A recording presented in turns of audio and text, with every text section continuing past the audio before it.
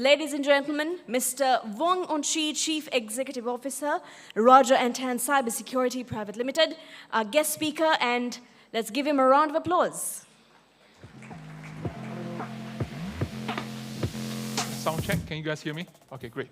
So thank you very much to the organizer for inviting me to Colombo to touch on this topic about AI governance framework. And many thanks for a pretty long introduction though. I'm not sure who prepared that, but anyway. Yeah. So I'm going to touch on the Singapore perspective or experience in implementing frameworks or guidance with regards to securing AI systems. I'm also going to touch on our neighbors' experience, namely Malaysia's experience. Okay? So without further ado, let's jump in. Yeah. So in Singapore, we have actually released a model AI governance framework. There's actually two versions, one for the non-Gen AI and the other framework for the Gen AI. So when you search for it, just be careful you're looking for the one for the LLM version, right? I think the earlier speakers have mentioned there are many other forms of AI besides just Gen AI, okay? Now, besides the model framework, I believe, again, the earlier speakers did touch on this entity we call the AI Verify, right? It is actually an organization, right, to be more accurate, that is set up by IMDA, the Infocom Media Development Authority in Singapore. And it actually amalgamates quite a number of industry players. What's also interesting is that it also released some tools with regards to the second point. It's available on GitHub also. It's called Project Moonshot. It is actually a testing tool for which you can use to test the safety and the security of your LLM. Now you may ask, why are we, or why is Singapore doing that?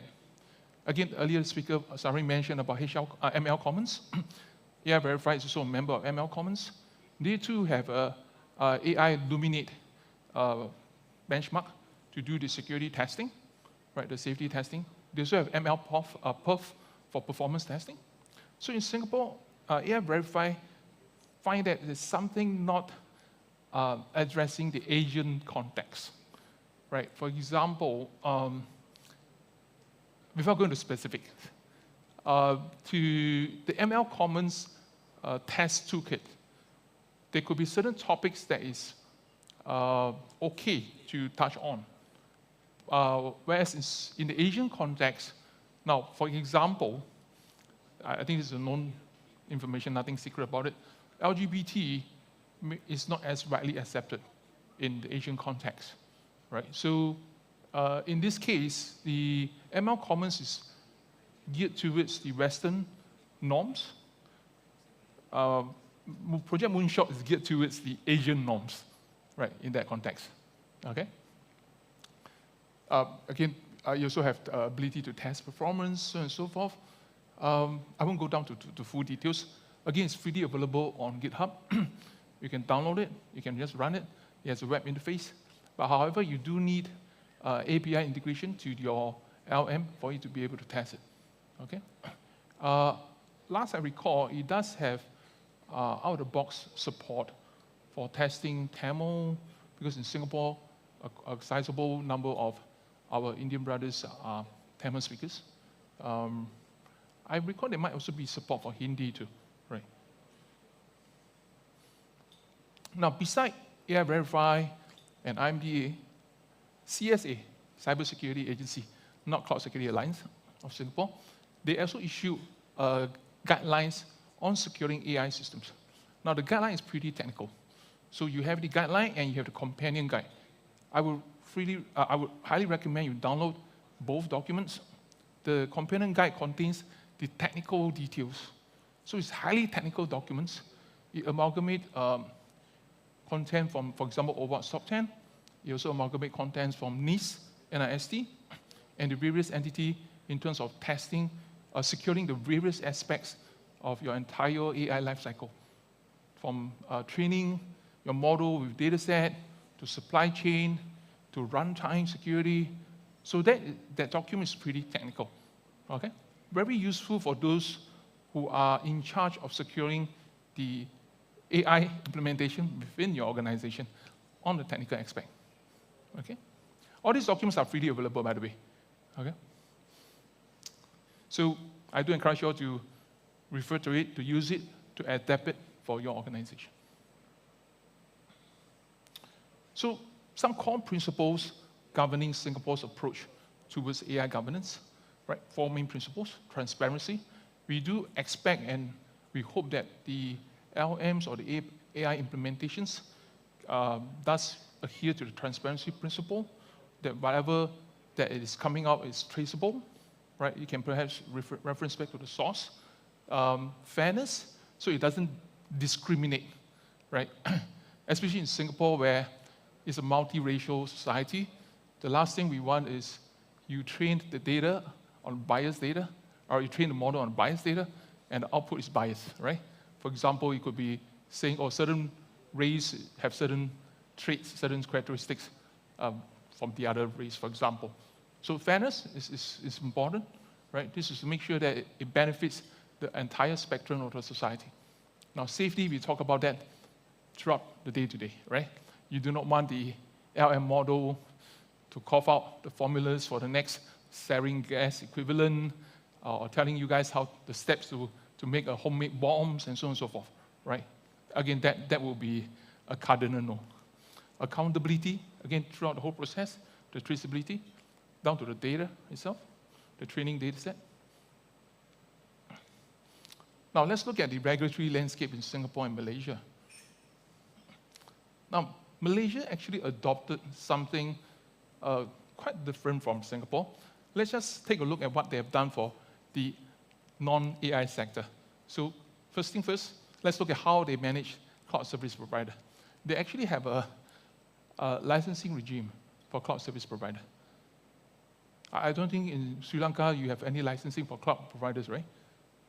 No? No, okay. So Malaysia adopted the approach to regulate cloud service providers. Singapore, we too are perhaps on the same page as Sri Lanka. We do not have a licensing scheme. However, with the new amendments to the Cybersecurity Act, most of cloud service providers are deemed foundational data infrastructure players. So additional security controls will be imposed on them. But again, this is not a licensing scheme. It's to make sure that they can achieve a certain level of cyber resilience, right? I think a few years back, feel free to Google for it, I think there was an Azure data center that went down, and our eGov services, some of the portals, went offline. That is the last thing you want to happen. You thought going to cloud will make it more ubiquitous, more resilient, more scalable. That may not be true all the time, right? So yeah, Malaysia adopted a pretty different approach. So let's say in this case, cloud service provider. Now moving on to the next slide, where we talk about the social media. I believe Mentor was hit accordingly because they are required also to apply for, under this new scheme for social media provider, right? So, and these are the various requirements under the Malaysian regulatory regime for social media providers. What was interesting was, I was told, vendors like Google, YouTube, for example, right? They were able to get away with it because I think the requirements is you must have at least 5 million members for it to be regulated. So if you are too small, they don't bother about you, right? So interesting, YouTube was able to get around it because it was claiming that most of my users are not registered users. Anyone who log in to watch YouTube? No, right? You go to YouTube without any login, right? So they were trying to get around, say, I do not have 5 million registered users of YouTube, so I shouldn't be registered. So moving back to Singapore, right? We touched on Malaysia. So Singapore actually adopted a different approach. Again, we wanted to promote the growth of AI innovation. So we take that stand first, right? And we even pump in up to 500 million Singapore dollars, right, to build AI, R&D. Global competitiveness, we want to encourage international players to come to Singapore to build new AI stuff, right? So we take a totally different approach, and it was underpinned by the economic growth purposes. Now, that being said, we are not totally naked in terms of governance, right? Unlike, let's say, Malaysia with all the licensing regimes. In this context, we do have existing laws. You can see on the slide here, there's quite a fair bit of abbreviation, so let me just walk through them. So we have the OCHA, Online Criminal Harm Act, right? This was publicly announced, so there's nothing to hide. I think our Singapore government intend to issue the first directive to Manta, right? So now this is with regards to impersonation of government official scams, right? I believe here in Sri Lanka, you guys encountered that where scammers impersonate government officials approaching the victims, to say, hey, you have some goods that's been incarcerated in the custom, you need to pay certain thing for it to be released, or so on and so forth, for example. We also have the POFMA Act, Protection from Online Falsehood Manipulation Act itself, right? So in cases where, for example, AI solutions are giving out false information, right? They could use this act to post a correction notice. A Cybersecurity Act, right, that allows that empowers the Cybersecurity Agency of Singapore. I mentioned earlier about, being able to impose security controls, cyber resilient controls. Again, this is the legislative levers that are available in Singapore, right? Something food for thought for Sri Lanka to consider. So even though you do not license or regulate AI service provider, but you may want to consider other forms of legislative levers, right? So that when things happen, when someone uses AI to generate scams, there's a law that you can rely on to talk to the service provider, okay? So again, for purpose of time, I perhaps won't go through this. There's two distinct approach. That being said, coming back to the, I'll talk to some slide about the new AI approach that Malaysia is taking. So some cases about this, and this is hot off the press in August this year. So again, the references are given below. The first one is the AI rules actually allow bots to have sensual chats with minors. Okay? So from Reuters, feel free to Google for it. Next, supply chain attack. We heard that in the previous panel discussion, right? So in this case, the users of Salesforce will actually sustain a data breach, a data leak, not by their own volition, right? And also not due to Salesforce, but it actually arose from a Salesforce partner called SalesLoft. They have a Drift AI agent, right? Sort of like AI-empowered chat agent. And that agent actually caused the data leakages, right, of the Salesforce customers. So quite a number of organizations were hit.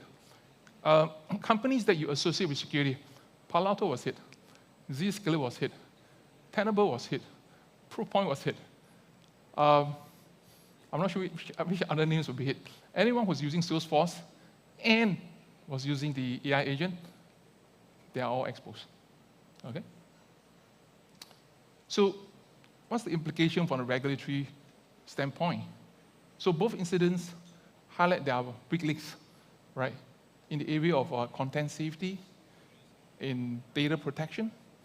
So it'd be useful for us to wonder, or to ponder further, is self-regulation the right approach to go? Now, in financial terms, I think some of the speakers are from financial sector. There's this adage, maker cannot be checker, right? So in this context, is self-regulation the right approach to go? Again, I don't have the answer. I think it's something that, being local stakeholders in Sri Lanka, you all may have to discuss, have a good discussion on this topic. Okay? Okay. So I believe this is my last slide. Yes, I should be ahead of time. So to sum it up, this is my personal view, right? So first thing first, let's start from the top left rather than the number one. You need to have legal supervision, but not to the extent of implementing a EU AI Act. Okay, just want to highlight, EU AI Act, to me, I hope that Sarin will also could concur, is a legislative overreach with the EU AI Act. Let me share with you a downside, a flip side of that. In the EU AI Act, the use of biometrics or facial recognition is not allowed. And I'm not sure anyone from the security forces here, if you do talk to your counterparts in Europe, they now face a problem. Now, the right to protest is there in EU. However, there were plans or talks to say, hey, if I can implement a video facial recognition capability, because there are known troublemakers, people who go to demonstrations, who destroy stuff, spray paint, spray graffiti, destroy public property, or smash the cars that were beside the road. These are known troublemakers. So imagine as a security force, you can make use of facial recognition to identify the troublemakers, right? And still allow the peaceful demonstrators to continue their march, but being able to identify known troublemakers. They can't do that now with EU AI Act. You're going to a gunfight with a hand tied behind your back.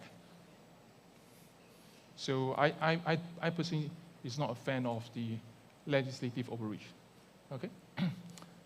Promoting good governance. So there's still an element of voluntary mechanism, as you can see from the Singapore model, right? International cooperation, I believe Sarin has mentioned that earlier. Strongly encourage Sri Lankan stakeholders to participate in the international organizations. I think the previous speaker talked about AI Alliance, ML Commons project. Okay, they normally meet around 2 to 3 a.m. Singapore time, or earliest is 11 plus p.m. It might be suitable for Sri Lanka because you are 2.5 hours before us. Okay, they follow the American times. So, yeah, optimizing. So I think be flexible, right? Be able to receive feedback from stakeholders, from the users, and be able to adjust your governance framework to suit your local needs. Because your needs will evolve, will change over time. It's not cast in stone. So do make sure you have that flexibility. Yeah, I think this is the last slide. The PTS, right? We are not talking about post-traumatic stress syndrome. So proactive compliance, transparency, and stakeholder engagement. Okay? So adopt frameworks. Again, I'm from Singapore. I have to advocate AI Verify, but there are other frameworks beyond just AI Verify. Okay? Transparent ops. Make sure that the AI use are properly covered in your corporate policies. What are the acceptable use cases? What are not? What are prohibited, for example? Collaborate with industry stakeholders. Collaborate with your peers, right? Collaborate with the regulators. Interesting, I think, just within these 2 days, right? The Central Bank AMS just released some guidelines about the cyber risk arising from deepfakes. So, again, for those who are in the financial sector, the document is freely available, but if you want, we can catch up offline and I can send it to you via WhatsApp. Yeah. So I think that's really my last slide. So thank you very much for your attention. And I think I'm the last speaker for the day, if I'm not wrong, followed up by the panel discussion. And then that will conclude for today's panel, for today's summit. Again, thank you very much for your attention then. Yep, thank you.